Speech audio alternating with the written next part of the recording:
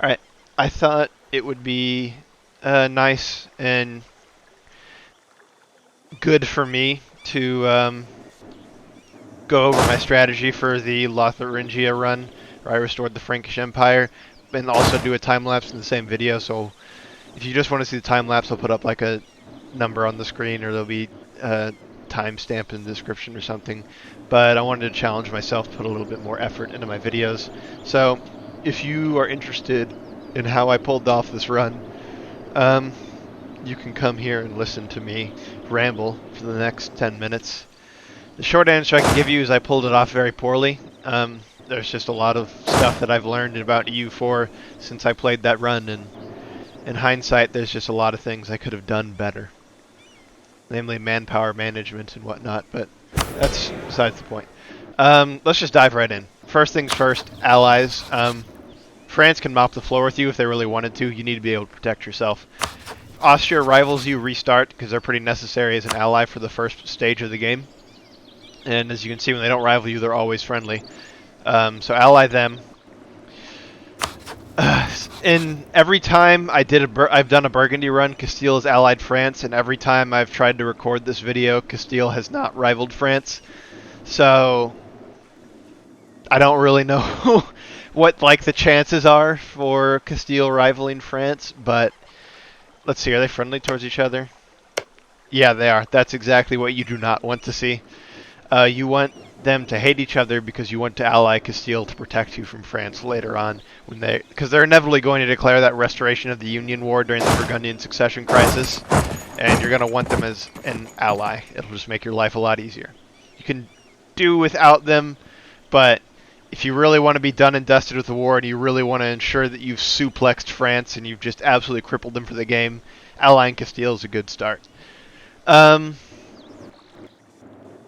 What else? Oh, yeah, there is, this is completely jumping to a completely different thing. But, if you want to cheese placate subjects, I thought I would just make a note of this. You can just do this. Enable support loyalists on all of your junior partners.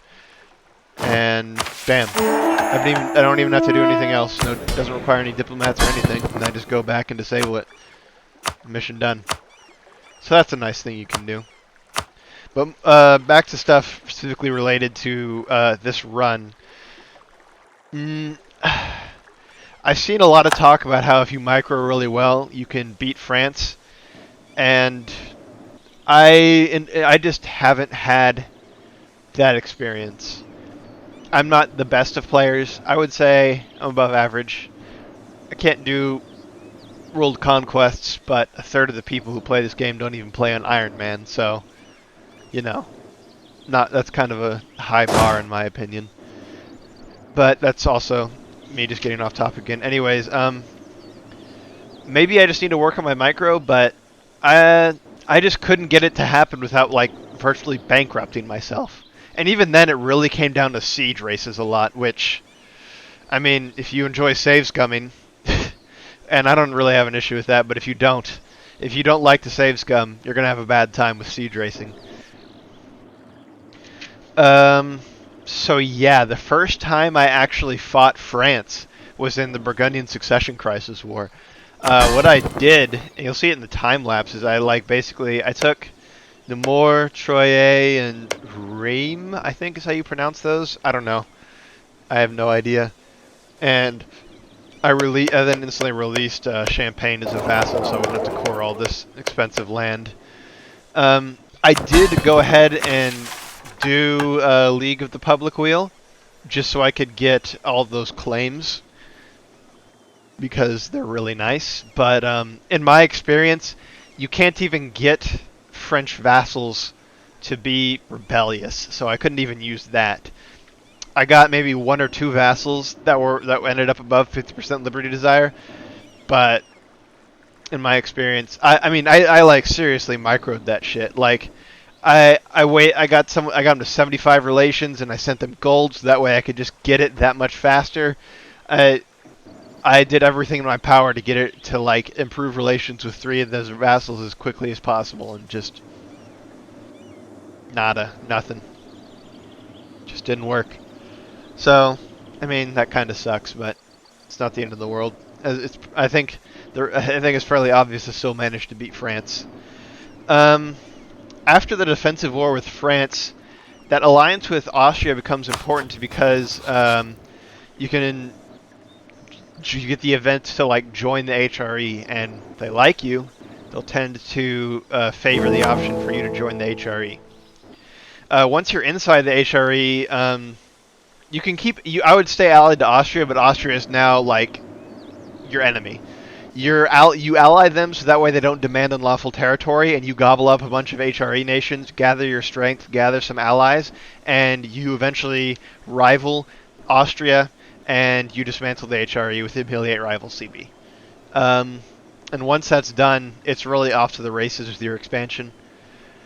I could have probably done a better job with expanding.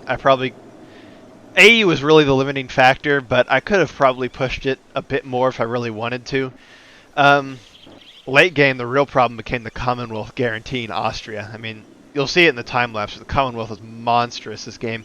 I lost probably 300k men just fighting them, and I got pushed out of Poland like multiple times. It was brutal. But after you dismantled the HRE, it's really about AE management. And let me quickly go to the Lotharingia save, and I will talk about like idea groups and other stuff. While it's loading, um, basically with diplomatic, humanist, and espionage ideas, you can drop your aggressive expansion total by 20%, and it will dissipate twice as fast. I'll give you can see the exact numbers once we're in the save, but yeah, like it's insane how I was getting something like 5 yearly AE dissipation, which is crazy. I mean, that's just whack. You do need to hire, like, always have an improved relations advisor to hit like the 95% plus positive improved relations, but like, I mean, who cares? Improved relations advisors are one of the best advisors in the game, anyways. So I load up the save and I'll keep talking about idea groups. Um, like I said, I learned a lot of things in between when I made the Reddit post on this run and now. I took quantity ideas, and you can still take quantity ideas. In fact, I would highly recommend you do it. But my life would have been a lot easier if I'd known, how to properly build up manpower and how to properly build up your force limit, how to dev provinces. All that stuff would have been useful to know. Um, I'm not going to go into detail about that because that's not what this video is about. If you're curious for what I learned, just look at here. Dev ratios are 3, 7, 10, and 5, 5, 10, and you build soldiers' households in the provinces that says it'll be effective on, and that's really the secret. And then you also build lots of force limit buildings. That's what I do, at least, because it works really well with quantity ideas. But so yeah, your military is kind of weak early on, because when you're playing as Burgundy, you have like 10% morale of armies, and you have like 5% discipline pretty late in your idea groups. So your military, I mean, it's not bad, but it's not great either. Especially since, for me, I took quantity next because I just was fighting a lot of people. And it really depends on your run, but in my experience, always take quantity. Like, I literally cannot think of a time where you shouldn't take quantity. Trade ideas, pretty self-explanatory. I got a lot of nodes to push from, and it pays off. I'm not even protecting trade, and I have half the node. The English Channel node, that is, which is my home node. Offensive and quality. I mean, I just needed troop quality. Defensive, in my opinion, is probably, like, now the second worst idea group in the game, right above aristocratic. It really got seriously nerfed. And I know naval ideas I'm not counting because naval ideas are they're a niche pick. They're specifically for nations like Great Britain.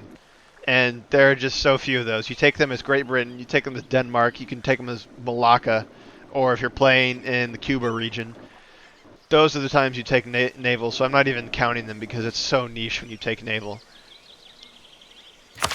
But I mean, 15% morale of armies is nice. I mean, fort maintenance and stuff is nice, but the nerfs to army tradition really hurt.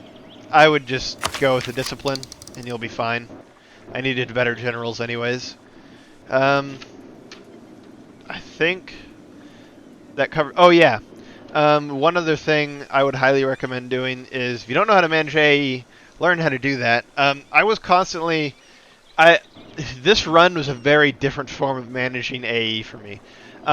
If you go down the same path I did with, like, trying to minimize your AE and having it dissipate super fast, you don't, like, you're playing in Europe, so, like, different fronts aren't really a thing. Like, your options are expand into the high dev region of France, expand into the high dev region of Germany, or expand into the high dev region of Italy, and they all border each other. So you really don't have a choice in the matter. Like, there's just going to be lots of AE. So the point I'm trying to make is, instead of like expanding on different fronts to grow your nation, what really ended up happening is I just took 50 AE worth of land in every war, and then 10 years later I'd take 50 more AE worth of land because my AE just dissipated that fast. As you can see, I conquered like almost all of France in one war, which is why it's all unstated. I actually conquered France pretty late, and I would highly recommend doing the same because France is an extremely highly developed region, especially, you know, southern France. I mean, look at this shit. 18, 20, 38, 23. In I guess northern France isn't any different. Central France kind of pissed though, but that's not important. Nationalism CB, I didn't even get a coalition. Like, the only provinces I didn't take, Spain owned like Labor, Bordeaux, Armagnac, and I want to say Anjoumoy, but I'm not entirely sure on that one. You'll see in the time lapse. So I annexed almost all of France in one war, and then after that I just used imperialism on Spain rather quickly, and took the land I needed off of them.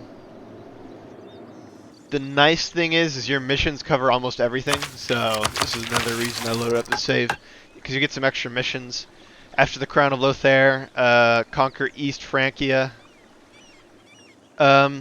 You really, like, with Kingdom of Bavaria and conquer East Francia, you get so many claims. I mean, it's just crazy. Like, they talk about Kingdom of Bavaria, but like in but it's really Kingdom of Bavaria, Kingdom of like Swabia, Kingdom of Franconia, Switzerland, and Austria and Slovenia. Like, it's crazy. So yeah, your mission tree, really nice. And you also get a lot of cool titles, which I just like. You get, with the mission tree, you get King of Italy, King of and by extension, like King of Lombardy, King of Bavaria, King of the Franks. So lots of cool titles. But yeah, I think that covers pretty much everything. So as a quick recap, you can do a lot. You can max out improved relations to minimize your AE. You don't need to gank France until really late in the game. And your missions cover pretty much almost all of the provinces you need to conquer, except for the provinces from Spain. So yeah, without further ado, start the time lapse.